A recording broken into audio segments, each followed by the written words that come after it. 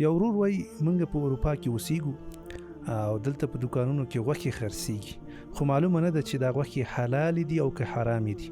نو آیا زموږ لپاره د داسې غوښو خوړل هغه صحیح دي او که صحیح نه دي؟ ګوره قدرمن وروره، لنډ جواب په یاد ولره. په غربي نړۍ کې چې کومې غوښې خرڅیږي که نه، که یو نفر ته چیرته په یقیني ډول باندې یا په غالب ګمان باندې معلومه شي چې دا حیوان مسلمانانو یا اهل کتابو په شرعي طریقه باندې حلال کړی ده، بس بیا د دې غوښو خوړل هغه جایز دي د مسلمان لپاره. چې په یقیني ډول ورته معلومه شي که نه چې یاره دغه مال دا به مسلمان حلال کړی وي یا به اهل کتابو په شرعي طریقه باندې حلال کړی وي، بس بیا یې خوړل د ده لپاره جایز دي. خو که چیرته هیڅ معلومه نشي، صحیح شوه، بالکل نه معلومیږي چې دا غوښه به څرنګه وي، دا به آیا مسلمان دا مال حلال کړی وي او که به اهل کتابو حلال کړی وي، څه رقم به حلال کړی وي، له کوم هیواد نه راغلی ده، اصلا معلومات نه کیږي که نه، نو بیا یې خوړل هغه ناروا دي. ځکه غرب کې اکثره اهل کتاب دي او هغوی متاسفانه په خپل دین باندې هم حتی ولاړ نه دي، صحیح شوه، اکثره په خپل دین باندې هم نه دی ولاړ.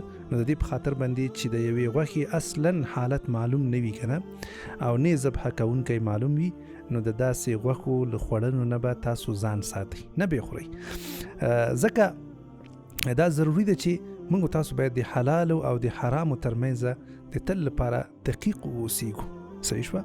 همدارنګه په دې باندې هم یو سړی اعتماد کولی شي چې کله یو دکاندار ته ورشي که نه او هغه دکاندار مسلمان وي او هغه که د هر هیواد وي، که ترکی وي، که عربی وي، که پنجابی وي، که پښتون وي، که پارسیوان وي، که هر څوک وي، خو چې مسلمان او مونځ کوي که نه، بس چې هغه درته ووایي دا غوښه حلاله ده، نو یو مسلمان ته پکار دي چې په هغه باندې باور وکړي، په هغه باندې اعتماد وکړي.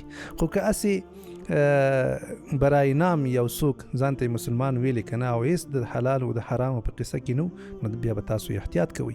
او یا مثلا په اکثره ځایونو کې فقط په دې پاکټ باندې لیکلي چې حلال، صحیح شوه، نو په هغه باندې هم څوک اعتماد نشي کولی.